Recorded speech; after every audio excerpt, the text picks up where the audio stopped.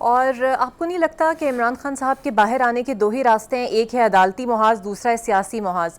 عدالتی محاذ پہ تو آپ لوگ جنگ لڑ رہے ہیں، لیکن سیاسی محاذ کے لیے آپ کی نظر میں کوششیں نہ ہونے کے برابر ہے، اور اگر ہونی چاہیے تو کتنی ہونی چاہیے، اور تبھی وہ باہر آئیں گے؟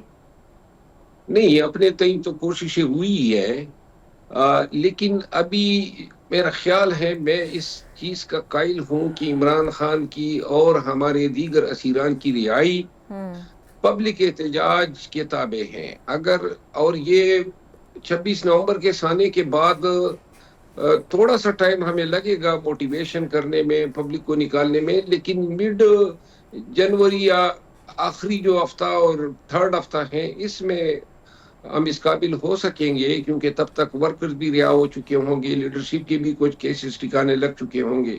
اچھا شیر افضل مرزا صاحب، فائنل کال کے بعد بانی پی ٹی آئی کے گرد گھیرا مزید تنگ کیا گیا ہے، فرد جرم عائد کی گئی جی ایچ کیو حملہ کیس میں کل ان پر بطور قانون دان اور اپنی ٹیم کے اہم رکن ہونے کے ناطے آپ اس پیش رفت کو کیسے دیکھ رہے ہیں؟ آپ کو نہیں لگتا کہ ساری پلاننگ ہو چکی ہے کہ لمبے عرصے تک خان صاحب جو ہیں وہ جیل میں رہیں؟ پلاننگ تو ان کی یہی ہے، اور یہ اسی لیے تو میں کہہ رہا ہوں کہ عدالتوں سے امید اب ختم ہو گئی ہے، بلکہ ختم ہوتی جا رہی ہے۔ جی ایچ کیو معاملہ کیس کوئی اتنا اہم کیس نہیں ہے، میں اس کیس میں وکیل رہا ہوں، اور لہٰذا اس کیس میں فرد جرم بننا یا اس جیسے اور بہت سارے کیسز میں ان کی کوئی لیگل ویلیو ایسی نہیں ہے، نہ اس میں کوئی ایسی کریڈیبل ایویڈنس ہے۔ بالکل صحیح۔ اور 26 نومبر کے واقعے کے بعد واٹا صاحب ایک دم سر اچانک ایکٹیو ہو جاتے ہیں، بانی پی ٹی آئی کو رہائی دلانے کا نعرہ بھی لگاتے ہیں، سیاسی کشیدگی ختم کرنے کا نعرہ لگاتے ہیں، ملاقاتیں بھی ان کی زور شروع سے جاری ہیں، اور پھر ایک دم ایک ایسا فارمولا سامنے آتا ہے قومی حکومت کا جس کے لیے بازگشت ہو رہی ہے، قومی اتحاد کا۔ پی ٹی آئی اگر کوئی ایسا اتحاد بنتا ہے تو اس میں ساتھ دے گی، اور واٹا صاحب کا موٹو آپ کو کیا نظر آتا ہے؟ واؤڈا صاحب جو ہیں وہ اگر اس طرح کی باتیں کر رہے ہیں تو پہلی دفعہ کوئی اچھی بات اس کے منہ سے ہم سن رہے ہیں، لیکن جو آپ نے قومی گورنمنٹ کی بات کی ہے، میرا خیال نہیں ہے کہ ہم اپنے ماضی کے خصوصاً 2 سال کے سٹانس سے ہٹ کر اس چیز کو اپنائیں گے جو ہم 1 سال یا 1.5 سال پہلے اپنا سکتے تھے۔ یہ میرا خیال ہے ہمارے اصول سے، ہمارے خان کی آئیڈیالوجی سے، اور جو جدوجہد کا نعرہ دیا ہے حقیقی آزادی سے، اس سے متصادم ہے۔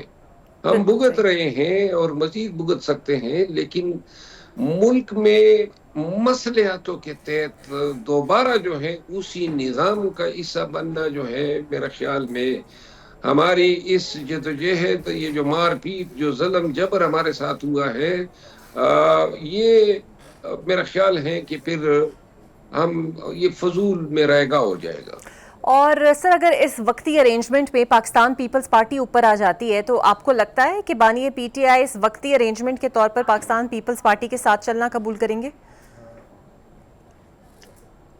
میں خود یہ سمجھتا ہوں کہ نون سے پیپل پارٹی بہت درجہ بہتر ہوگی۔ یہ پی ٹی آئی کی رائے نہیں ہے، میری ذاتی رائے ہے، لیکن یہ بانی پی ٹی آئی کا جو ہے پیپل پارٹی کے ساتھ چلنے کے حوالے سے میں آپ کو یاد دلا دوں، 8 فروری کے الیکشن کے بعد بھی ایک کوشش ہوئی تھی، خان صاحب نے اس وقت بھی جو ہے ریجیکٹ کیا تھا، ورنہ فوراً 8 فروری کے بعد شاید ہم گورنمنٹ بنا سکتے تھے۔ تو مجھے نہیں لگتا ہے جو مزاج اور جو خان کا سٹائل ہے وہ ایسے مصلحت پہ بھی راضی ہوں گے۔ بالکل صحیح۔ اور احتجاج کے بعد اب جو یہ سول نافرمانی کا ایک دفعہ پھر سے نعرہ بلند ہوا ہے 2014 کے بعد، آپ کو لگتا ہے یہ کامیاب ہو پائے گا؟ اور یا پھر اگر اسے حکومت کے ساتھ ڈائریکٹ ہٹ قرار دیا جائے تو آپ کو نہیں لگتا اس کا اثر پورے ملک پر پڑے گا؟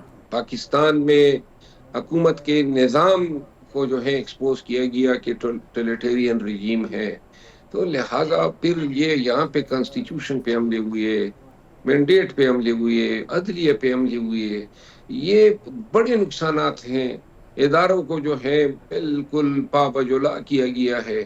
تو لہٰذا جو ملک بھگت چکا ہے ان 2 سالوں میں، خدا کسی اور ملک میں ایسے حالات نہ لائیں۔ اور اگر یہ بھی ہوتا ہے کہ معاشی طور پہ بھی ملک جو ہے وہ کوئی نقصان جو ہے پاتا ہے.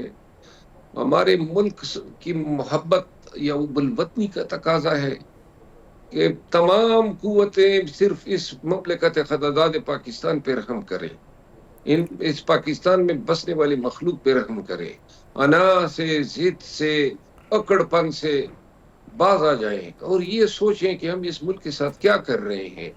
یہ آپ یقین کریں میں نے کبھی سوچا بھی نہیں تھا کہ یہ سیاسی پارٹیاں، یہ ادارے، یہ اسٹیبلشمنٹ اور یہ سب، اور کسی حد تک میں اپنا بھی ذکر کروں گا کہ ہم سب اتنے جو ہیں اڑدھرم ہو سکتے ہیں. اور میرا خیال تھا کہ کسی ایک مرحلے پہ جو ہے سلجھاؤ ہو جائے گا، صلح ہو جائے گی، کوئی بات چیت ہو جائے گی، پاکستان کا لوگ سوچیں گے.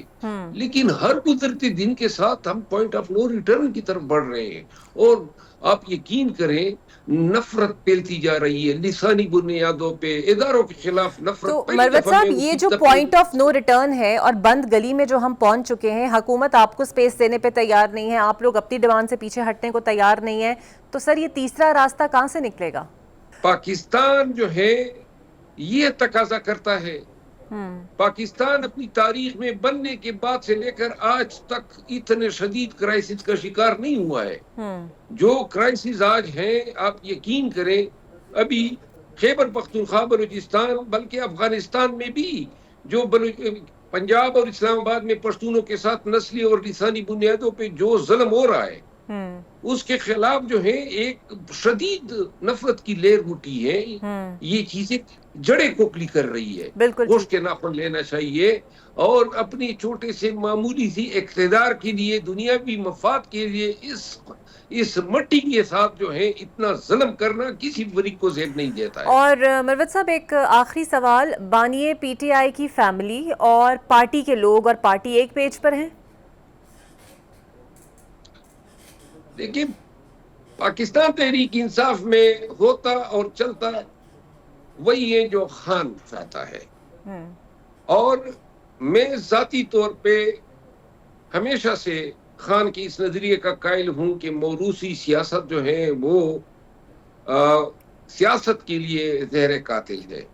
میں خان کے اور خان کی الیکٹڈ لیڈرشپ کے ساتھ ہوں، اور میرا خیال ہے جو خان کے اہل خانہ ہیں، ان کی زوجہ، ان کی بہنیں، ضرورت کے وقت ایک تقویت انہوں نے دی ہے پارٹی کو. اب اس میں اگر کوئی اسٹریٹجی پہ کوئی اختلاف ہوا لیکن ہمیں ان کی ضرورت ہے اور یہ تقویت دے رہے ہیں، اس حد تک جو ہے ہمیں قابل قبول ہے اور ہم خان کی خواہش اور رضا سے یہ ہو رہا ہے، تو لہٰذا اس کو اس اسپیکٹرم میں دیکھنا چاہیے. بالکل صحیح.